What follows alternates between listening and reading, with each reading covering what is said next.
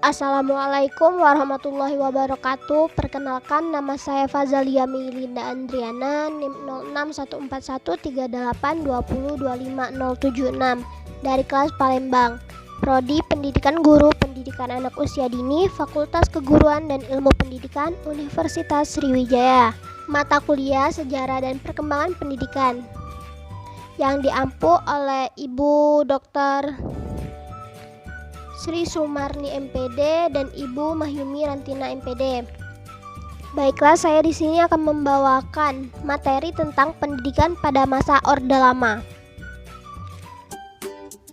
Materi pertama yaitu sistem pendidikan pada masa Orde Lama. 1. Periode 1945 sampai 1950. Sistem persekolahan sesudah Indonesia merdeka yang berdasarkan suatu jenis sekolah untuk 3 tingkatan pendidikan seperti pada zaman Jepang yang tetap diteruskan, sedangkan rencana pembelajaran pada umumnya sama dan bahasa Indonesia ditetapkan sebagai bahasa pengantar untuk sekolah. Buku-buku pelajaran yang digunakan adalah buku hasil terjemah dari bahasa Belanda ke dalam bahasa Indonesia yang sudah dirintis sejak zaman Jepang. Adapun sistem pendidikan yang berlaku sejak tahun 1945 sampai 1950 adalah sebagai berikut. 1. Pendidikan rendah. 2. Pendidikan guru. 3. Pendidikan umum. 4. Pendidikan kejuruan. 5. Pendidikan teknik. 6. Pendidikan tinggi. 7. Pendidikan tinggi republik. Dan ke-8 pendidikan tingkat tinggi. Dan yang kedua yaitu periode 1950 sampai 1966. Pada periode ini difokuskan antara kurun waktu 1950 sampai 1966. Seperti diketahui, sesudah KMB pada tahun 1949 terbentuk Republik Indonesia Serikat atau RIS. Di dalam RIS diatur mengenai pendidikan dan pengajaran di dalam Undang-Undang Dasar. RIS juga diatur tentang pendidikan nasional. Menilik kebijakan pendidikan nasional di era ini dimulai pada pasal 30 Undang-Undang Dasar 1950. Rakyat Indonesia diantaranya yaitu 1. Tiap-tiap warga negara berhak mendapat pengajaran. 2. Memilih pengajaran yang akan diikuti adalah bebas. 3. Mengajar adalah bebas dengan tidak mengurangi pengawasan penguasa yang dilakukan terhadap itu. Yang kedua, tujuan pendidikan pada masa Orde Lama. Tujuan pendidikan yang digunakan dalam periode ini didasarkan pada Undang-Undang Nomor 4 Tahun 1950 tentang dasar-dasar pendidikan dan pengajaran di sekolah.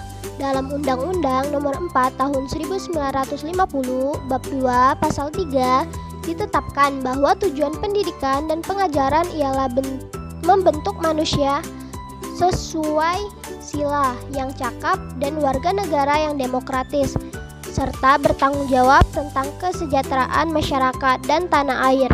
Ini tentunya dikeluarkan pada masa demokrasi liberal parlementer di tahun 1950. Ini berarti bahwa setiap sistem persekolahan pada waktu itu harus dapat menanamkan dan mengembangkan sifat-sifat demokratis pada anak didiknya. Misalnya, di dalam kampus muncul kebebasan akademis yang luar biasa, ditandai dengan fragmentasi politik yang begitu hebat di kalangan mahasiswa-mahasiswa, bebas berorganisasi sesuai dengan pilihannya. Pada tahun 1954 dikeluarkan Undang-Undang Nomor 12 tentang Dasar-Dasar Pendidikan dan Pengajaran di Sekolah. Undang-undang ini merupakan pemberlakuan kembali Undang-Undang Nomor 4 Tahun 1950 untuk seluruh wilayah rakyat Indonesia bekas RIS. Ketetapan yang tercantum di dalamnya sama dengan ketetapan yang tercantum dalam Undang-Undang tahun 1950. Demikian pula mengenai tujuan pendidikan yang tercantum dalam Bab 2 Pasal 3 pada kedua undang-undang tersebut. Sejak tahun 1959, Indonesia berada di bawah Gelora Manipol Uzdek yang seolah-olah menjadi panglima dalam kehidupan politik Indonesia dan dalam bidang kehidupan lain. Bidang pendidikan pun tak luput dari pengaruh tersebut. Keputusan Presiden nomor 145 tahun 1965 merumuskan tujuan nasional pendidikan Indonesia sesuai dengan Manipol Usdek. Manusia sosial Indonesia adalah cita-cita utama setiap usaha pendidikan di Indonesia, sedangkan kepentingan kehidupan pribadi agar dinomor-duakan. Dalam keputusan Presiden RI nomor 145 tahun 1965 tentang nama dan rumusan induk sistem pendidikan nasional, tujuan ditetapkan sebagai berikut.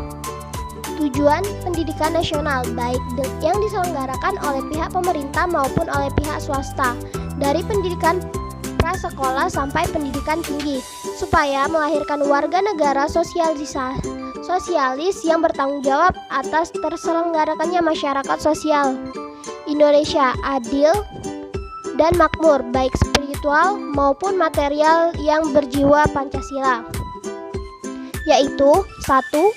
Ketuhanan yang Maha Esa. 2. Peri kemanusiaan yang adil dan beradab. 3. Kebangsaan. 4. Kerakyatan. 5. Keadilan sosial seperti dijelaskan dalam Manipol Usdek. Baiklah, terima kasih. Itulah yang dapat saya sampaikan. Maaf apabila ada kesalahan. Saya akhiri. Wassalamualaikum warahmatullahi wabarakatuh.